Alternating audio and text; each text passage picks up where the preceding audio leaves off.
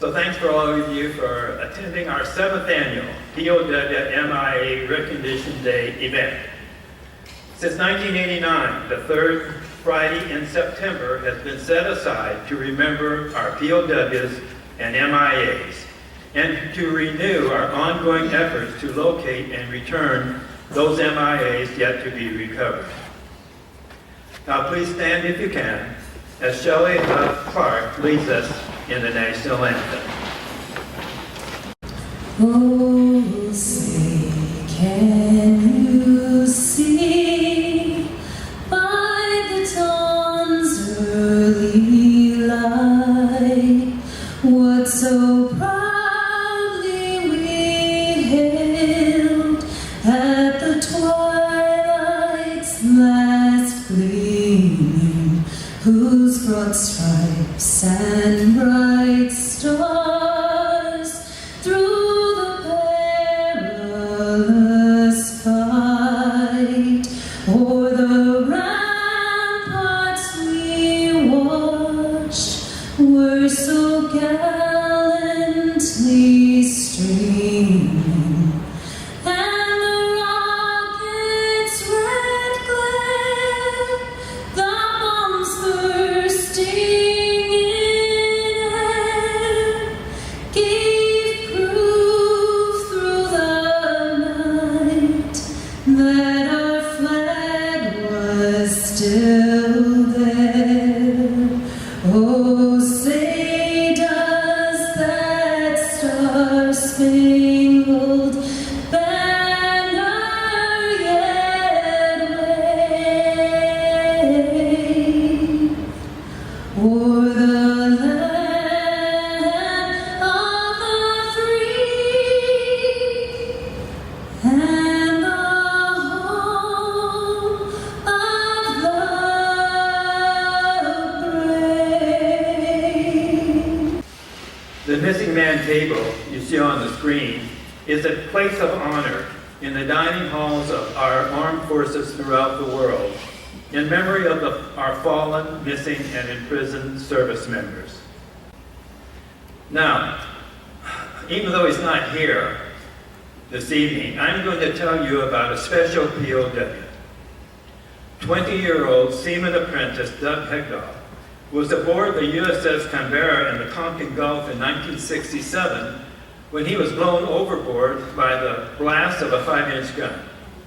Picked up by a North Vietnamese fishing boat 3 miles off the coast and sent to the Hanoi Hilton.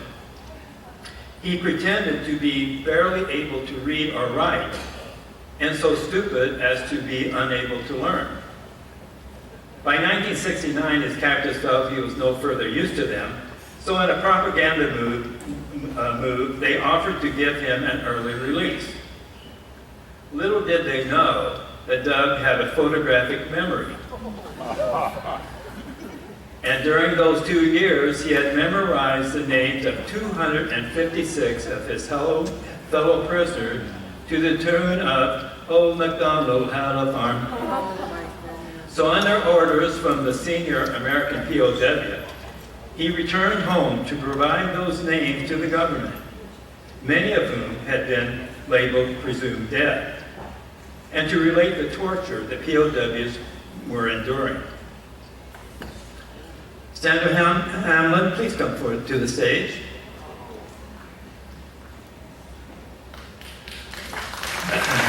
Sandra's father, Navy Captain Howard Rutledge, was an F-8 Crusader pilot shot down and taken prisoner in 1965. Sandra met Doug Hegdahl soon after he had returned in 1969. Doug came in September of '69 to the Miramar Officers Club, and the POW wives and families had assembled. And so he came and he spoke, and I think Bob Frischman was there also. He was also released, and I don't remember the other gentleman at the time. I was 7 months pregnant. Anyway, so we were given an opportunity to go up and ask him if he knew our loved ones. My dad was still listed as missing in action. We had no confirmation of anything.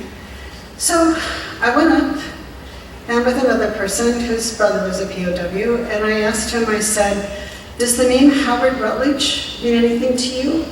He before, he took my hand, hugged me, and said, "I know Howard." That was the first confirmation we had that he was alive. Anyway, when I hear the song Old MacDonald Howe Farm, it's all I can do to keep from crying. That song brought my dad home.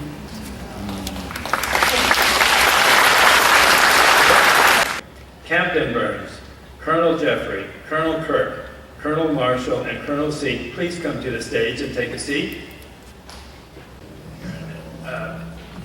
Okay, I think these guys are a great hand. They, you don't know why, you know, they start introducing themselves a little bit more loudly.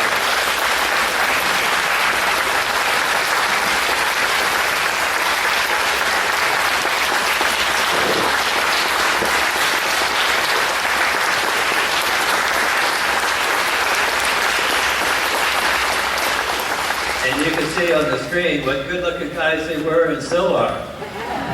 Girls, I don't know who's available or not, but could be your chance.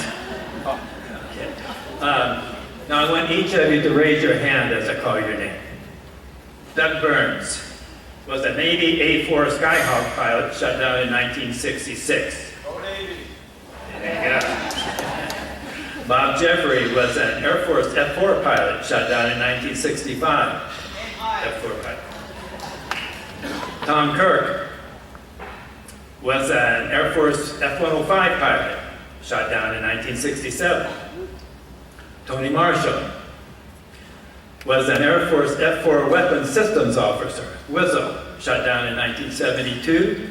And Brian Seek was also an Air Force F-4 WISO, shot down in 1972. First of all, I believe Doug, Bob, and Tom, you were all there when Doug Hegdo was. Do any of you remember anything about him? Well, he lived with Dick Stratton, and Stratton made him memorize all those names. And when he came home, he started reciting the names, and they interrupted him and asked a question. He said, "Damn, now I got to start." And you guys, Tom, or I think he said that he was kind of separated from you guys. I never knew him, I never saw him in person, nor have I ever seen him since, but very good, because I was missing for more than 3 years when he got a down name out. It's kind of hard on your family when I was shot down. No one saw me get out, so they didn't have an idea, and I was glad I did for over 3 years, and then he got the name out. And Bob? I never had any contact with him, but he did us a great service by getting our names out, also revealing the treatment that we were being exposed to. And I think that was partially responsible for the government getting serious about bringing us home. Thank you guys. Okay, now I'm going to ask each of you to share your remembrance of your flight home. Doug? The greatest flight I ever had. I'll tell you, when that plane lifted off, it was something else again. But you know, when the first group, Bob's group, came out on the 12th of February, they stopped everything. And we thought, oh God, we're going to be here for another year. And Nixon said, you do that, I'm going to blow the hell out of it. And he would have too. Yeah. Bob? Well, the scene that you showed on the screen very much showed the reaction of everybody. And we had dreamed of this day for years. We built a lot of walls and defenses against getting our hopes up too high. But the day that they took us down to the flight line, when we saw what was happening there, the final punch was when we saw the C-141s descend out of the overcast to pick us up. And that's, I think for me, that was when it became a reality. After all these years and what we've gone through, we're finally going home. And that was nearly 8 years for you, correct?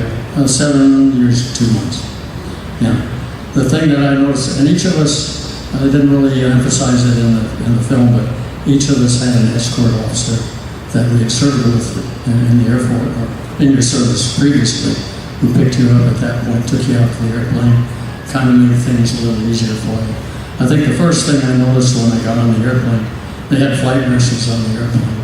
And the first thing that I noticed was the perfume from the flight nurses. And how good it was to see them wear it. Thanks, Bob. Tom? We were released, I was in the third group release. It was very interesting. Every time they gave us a banana, or gave us anything unusual, we all would think, oh my God, something's happened, we're going to go home. And we drug on and on and on. But the day we were released, we were in a bus, about 37 of us, and we stopped behind the hangars. We knew the airplanes were there, and we sat there on the bus more than 2 hours. And every one of us had the same thing, oh my God, something's going wrong, we're going back. And we finally put us on the airplane with an escort and took us to the Philippines. Very interesting thing. I had lost several teeth in prison there. And we got to the Philippines, and it's unbelievable what they did. They had brought in scores of doctors and dentists and people to take care of us. In a day and a half or 2 days, I had false teeth, temporary false teeth, looking like a normal mouth. I had brand new uniforms with all our medals, and we were treated so well. When we got off the airplane in the United States finally, and our families met us, we didn't look nearly as bad as we did the day we got on the airplane. Thank you. Tony? They lined us up for the 4th flight out, and then they said, your side's violating the agreement, so we're going to have to keep some of you. So the guy in front of me and the rest of the folks in front of me got to go. And they kept 60 of us for an extra day. We had seen Walter Cronkite, so we knew we were going. And then once we got on the airplane, it was euphoria. Thanks, Tony. And Brian? I was pretty paranoid the whole time about getting home. I mean, not that I didn't want to, but I just kind of thought it's probably isn't going to happen. And then I started seeing, I was a new guy, so, late shoot down. So we saw these other guys' airplanes coming in every couple of weeks, pretty much. Support airplanes also. And I thought, we're going to be the hostages. We're going to be the ones, because last release, like Tony and I, and that's what happened to me was similar to Tony. It was in a small room. There was 4 or 5 of us, and in walked Walter Cronkite. I mean, you remember him? The news guy, yeah. And there was a guy with a shoulder-held camera, with a big light and all that kind of stuff that comes in. And I thought, man, I guess we're going home. And off we went in this bus, lots of protesters and stuff, putting on a show. Off we went. And before we got to their big airport, we stopped. We went into this building. I thought, what are we stopping for? And they sat us all down. They gave us a banana, a cookie, and a beer. Honest to God, just take us to the airport, We'll buy our own beer later. But anyway, Walter Cronkite in that dark car, he followed us as we went on to the airport, and I had the same experience as seeing that big, beautiful airplane. I go, man, enough of this marching and saluting and smiling and all. I said, let's get on the airplane. And then I had the same thing. Everybody got quiet, you get the engines running up, and all of a sudden you're rolling, and then you feel, you get light, you get off, the landing gear comes up, and you're going.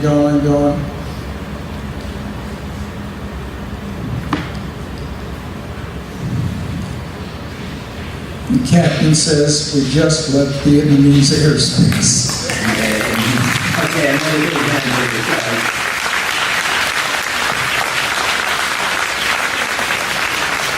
Gentlemen, Chris Smith.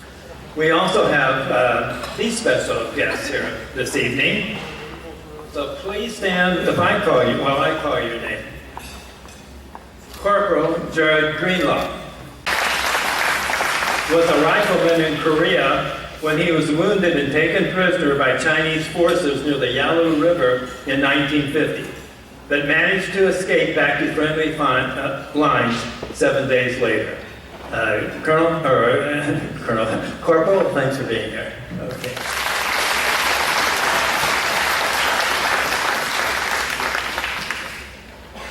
World War II survivor Natalina Garitano was 11 years old, living in Italy, when she was saved by an American GI who extracted her from the rubble of a building that had collapsed on her during a German bombing attack on her Italian town in 1944.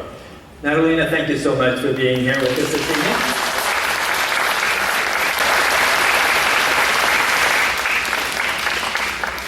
Corporal Dorothy Irwin.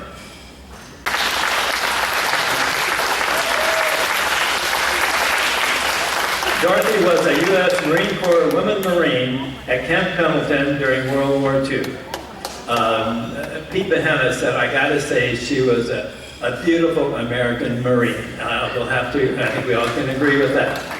And by the way, Dorothy will turn 103 this Thanksgiving.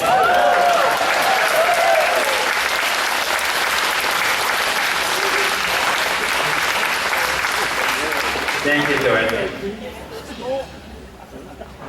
99-year-old Coxswain Third Class Pete Behenna, stand up, Pete, served in the U.S. Navy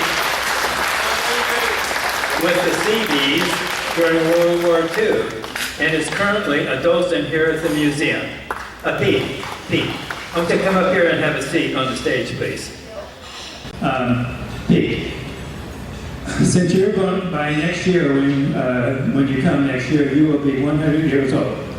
And so Shelley, in her best Marilyn Monroe voice, is going to sing happy birthday to you. Shelley? But you're all going to help me, right? Yeah? Okay. Happy birthday to you.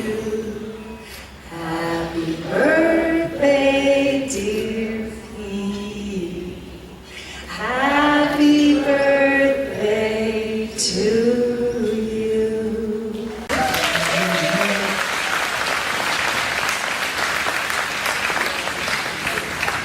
I feel like President Kennedy when Marilyn Monroe sang happy birthday to him.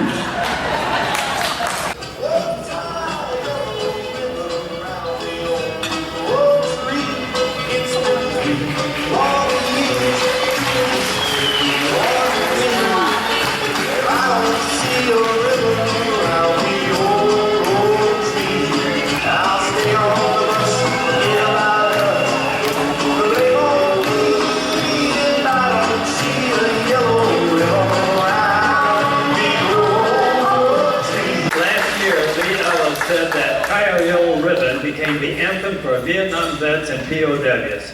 Come on up, Tony.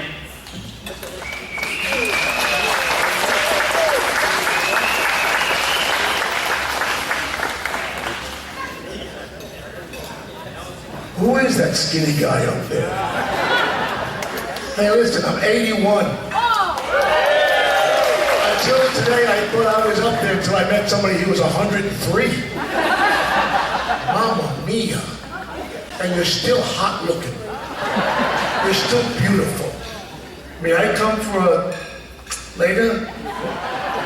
No? She said no. Hi, everybody! No. Come hi!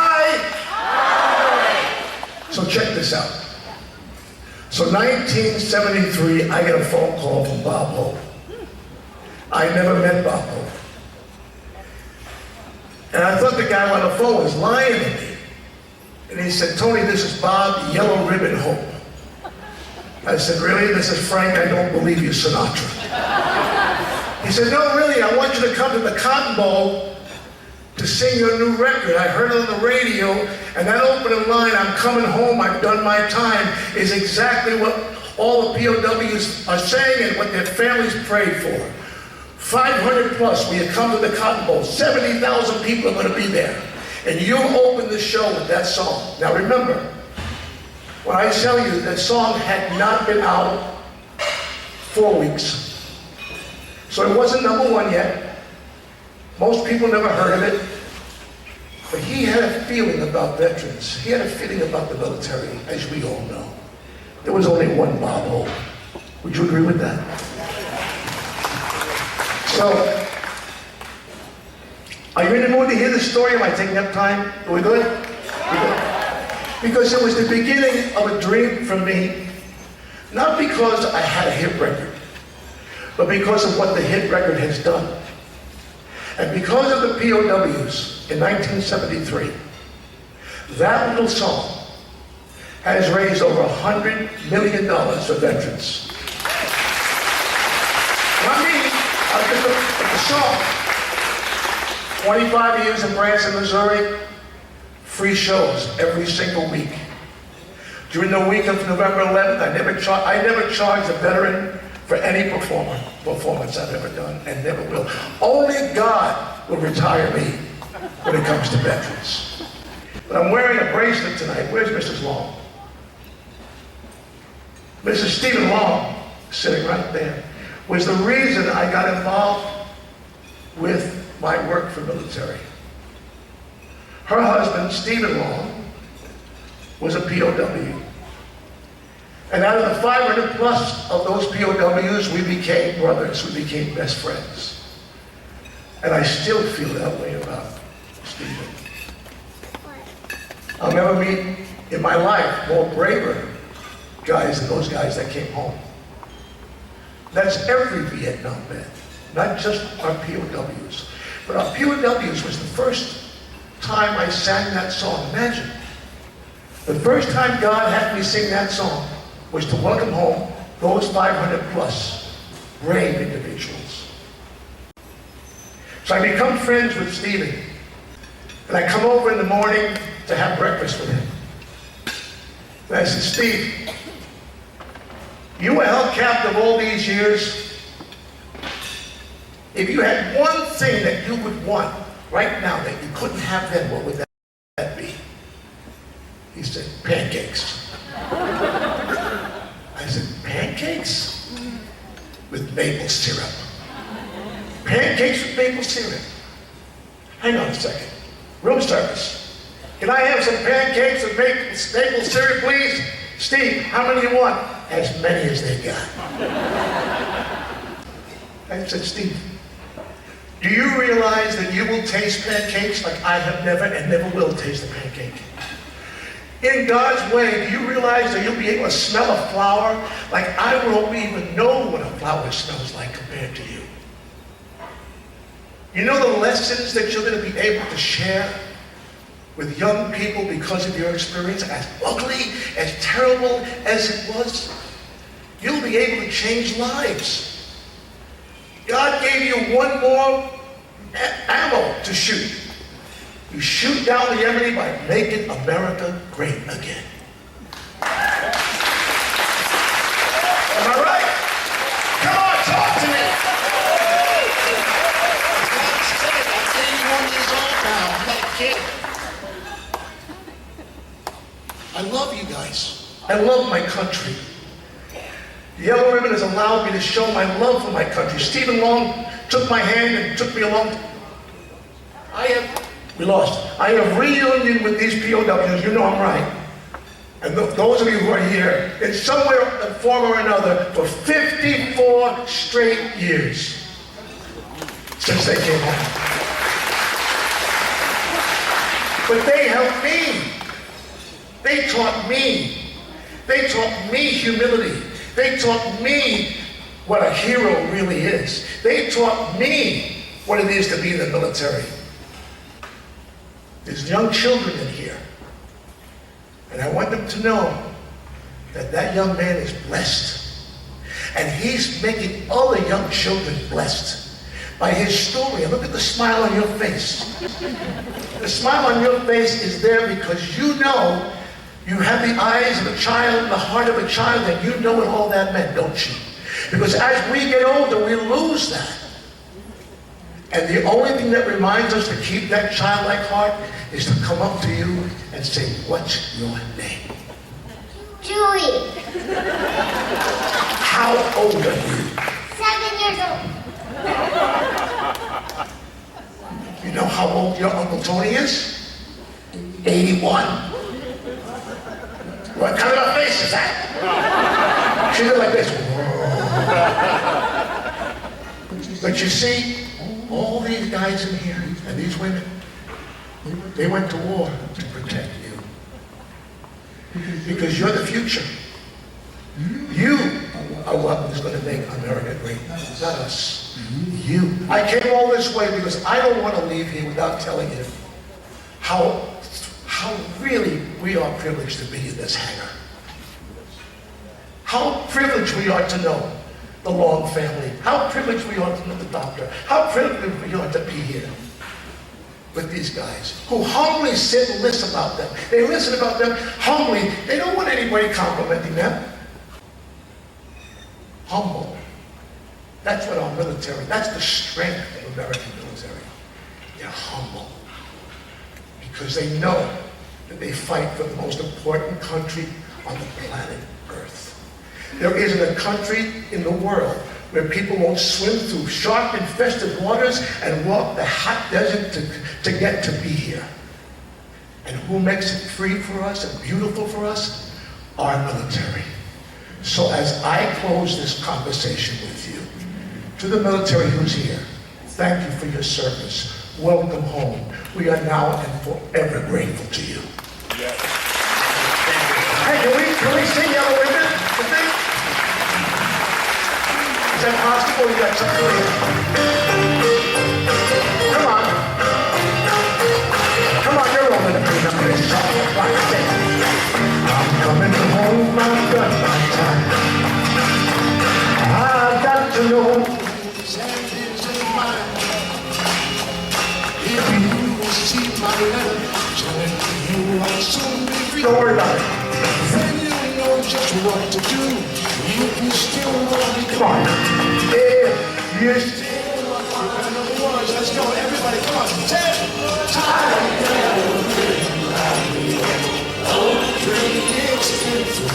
Oh, yeah, do you still want me?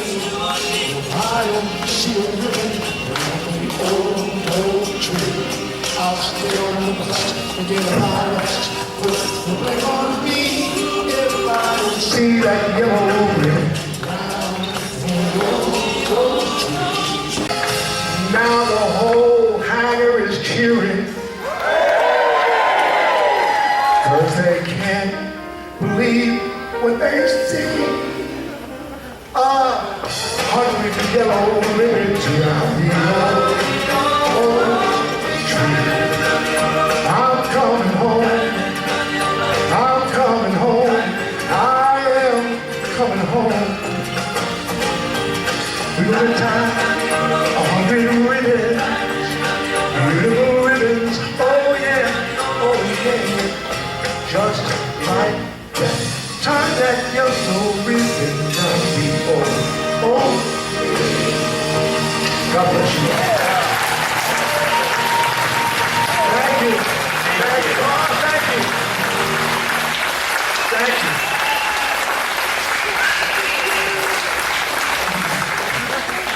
Who's your favorite singer, young lady? Tony Orlando. Thank God.